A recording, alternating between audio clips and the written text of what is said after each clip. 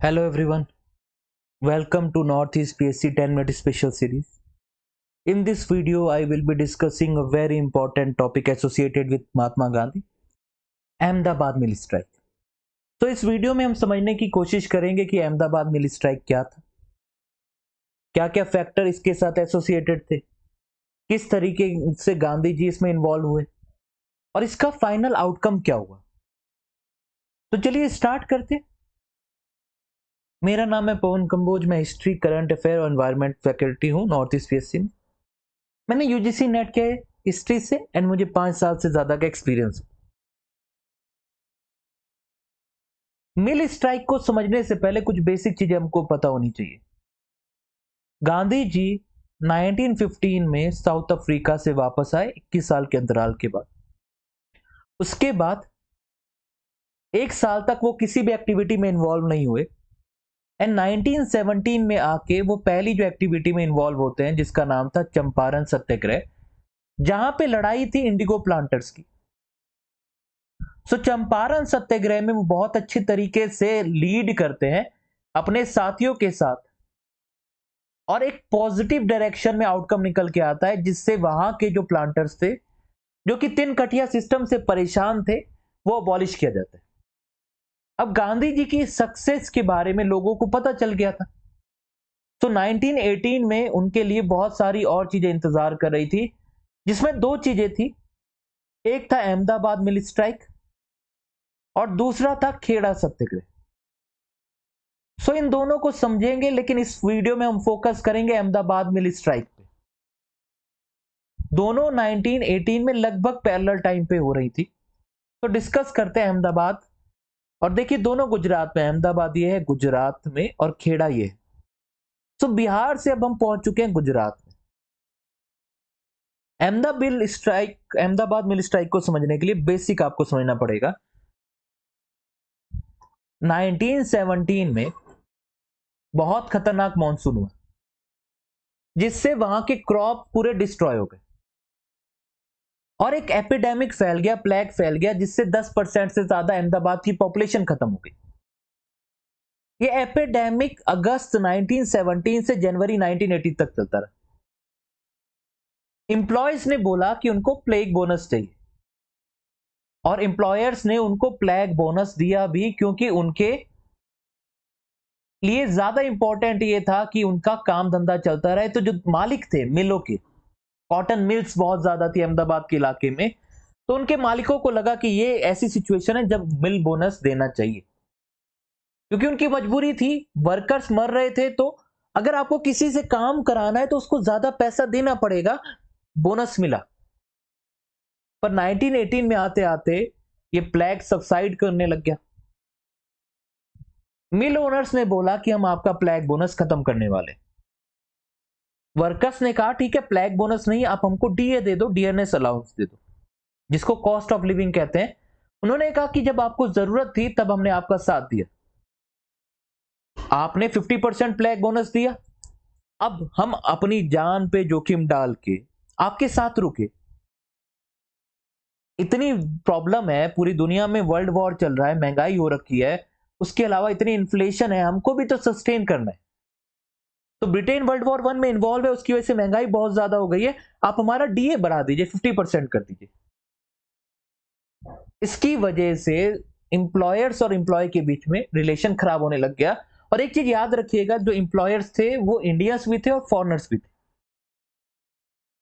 इन्होंने, वर्कर्स ने डिमांड की, इंप्लॉयर्स ने इस डिमांड को रिजेक्ट कर दिया और उन्होंने नए लोग हायर कर लिए बॉम्बे से, कि आप अहमदाबाद वाले लोग नहीं काम कर रहे हैं, बाहर बॉम्बे में बहुत सारे लोग हैं जो सस्ते रुपए में काम करने के लिए तैयार हैं, उनको ले आए। वर्कर्स और नाराज हो गए। वर्कर गए अनुसुईया साराभाई के पास, जो कि बहुत फेमस सोशल वर्कर थी। अनुसुईया साराभाई ने कहा कि जितने बड़े लेवल की प्रॉब्लम है, आप महात्मा गांधी जी के पास जाइए। महात्मा गांधी को रिक्वेस्ट किया गया और महात्मा गांधी फिर यहां पे इन्वॉल्व होते। चंपारण सत्याग्रह के बाद यह अहमदाबाद मिल स्ट्राइक बहुत बड़ा सिविल डिसोबीडिएंट मूवमेंट था एक तरीके से। इसमें गांधी जी ने पहली बार टूल इस्तेमाल किया ऑफ हंगर स्ट्राइक, भूख हड़ताल का। क्यों किया उसको हम समझते हैं।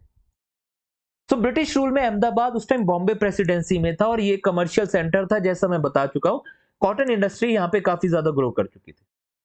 और डिस्प्यूट का बैकग्राउंड में मैं बता चुका हूं आप लोगों को, फ्लैग और उसके बाद की महंगाई because of world war 1। Workers 50% की हाइक मांग रहे थे और मिल ओनर्स कह रहे थे कि हम 20% से ज्यादा की हाइक नहीं दे सकते। सो गांधी जी ने एक पीसफुल स्ट्राइक ऑर्गेनाइज की।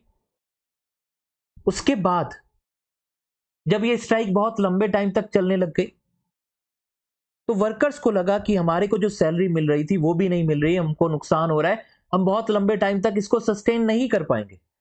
तो एक section of worker Gandhi ji को छोड़ के 20% हाइक लेने के लिए रेडी हो गया। अब गांधी जी को लगा कि ये डिमांड उनके हाथ से निकल जाएगी और ये 20% पे एक बार सेटल हो गए, उसके बाद फिर से फोर्स किया जाएगा वर्कर्स को अलग अलग हार्श कंडीशन के लिए। तो गांधी जी ने हंगर स्ट्राइक का इस्तेमाल किया और बोला कि मैं हंगर स्ट्राइक यानी भूख हड़ताल पे बैठ रहा हूं ताकि जो वर्कर्स है उनके राइट्स को बचाया जा सके। तो इस पूरे बैकग्राउंड में अब एक प्रेशर वर्कर्स पे भी बना और मिल ओनर्स पे भी बना कि गांधी जी जैसा एक नेशनल लेवल का लीडर स्ट्राइक पे बैठा है उनसे रिलेटेड इशू पे, तो उनको बात करने के लिए, नेगोशिएट करने के लिए आना पड़ा। गांधी जी खुद लीड कर रहे थे और इस तरीके से वो चाहते थे कि एक्चुअली में 50% ना भी मिले तो 20% बहुत कम है। गांधी जी खुद फोर फ्रंट पे थे। गांधी जी किसी को भी इस तरीके से पुश नहीं करना चाहते थे, तो गांधी जी खुद जाते बात करने और एक नेगोशिएशन तय होता है कि 20% आप दे रहे थे, 50% वर्कर डिमांड कर रहे थे, फाइनल सेटलमेंट किया जाता है 35% पे, क्योंकि मिल ओनर्स ने भी बोला कि 50% देना हमारे लिए पॉसिबल नहीं। तो एक नॉन वायलेंट तरीके से फाइनली 35% पे एग्री कर लिए गए। तो गांधी जी जैसा लीडर नहीं होता तो हो सकता है कि उस टाइम बहुत सारी दुकानें लूटी जाती, मामला नॉन वायलेंट से वायलेंट हो सकता था, चीजें कंट्रोल से बाहर जा सकती थी। लेकिन ये गांधी जी के कैलिबर का लीडर उस पूरे प्रोटेस्ट को लीड कर रहा था, इसलिए चीजें कभी कंट्रोल से बाहर नहीं निकली। तो ये बहुत ही ज्यादा नॉन वायलेंट था, जिसकी वजह से 35% वेज हाइक हो गया वर्कर्स के लिए। सो जैसा पहले भी मेंशन हुआ, ये पहला ऐसा मूवमेंट था जब गांधी जी ने हंगर स्ट्राइक का इस्तेमाल किया, भूख हड़ताल का इस्तेमाल किया। उनकी फास्ट ने बहुत बड़ा एक टर्निंग पॉइंट इस साबित हुए इस पूरे प्रोटेस्ट में। और जो वर्कर्स उनके साथ नहीं थे वो भी आए और जो एम्प्लॉयर्स थे उनको भी इनकी बात माननी पड़ी। तो ये था अहमदाबाद मिल स्ट्राइक। अब आप लोगों के लिए एक सवाल छोड़ के जा रहा हूं। मिल वर्कर्स है जो अहमदाबाद मिल स्ट्राइक के थे, उन्होंने किसको अप्रोच किया था फॉर असिस्टेंस? तो अप्रोच मतलब पहला पॉइंट ऑफ कांटेक्ट क्या था उनका? सबसे पहले वो किसके पास गए थे? ए महात्मा गांधी, बी अनुसुईया साराभाई, सी अंबाला साराभाई या डी सरदार वल्लभ भाई पटेल? तो बहुत आसान सवाल है, उम्मीद है आप लोग आसानी से इसको मैनेज कर लेंगे। तो ये हमने डिस्कस किया अहमदाबाद मिल स्ट्राइक। ऐसे ही और बहुत सारे इंटरेस्टिंग वीडियोस, कॉन्सेप्चुअल वीडियोस लेके आते रहेंगे हम अपने चैनल नॉर्थ ईस्ट पीएससी पे। आप लोग लाइक करिएगा, शेयर करिएगा, सब्सक्राइब करिएगा और कमेंट करिएगा इसका आंसर। Thank you everyone.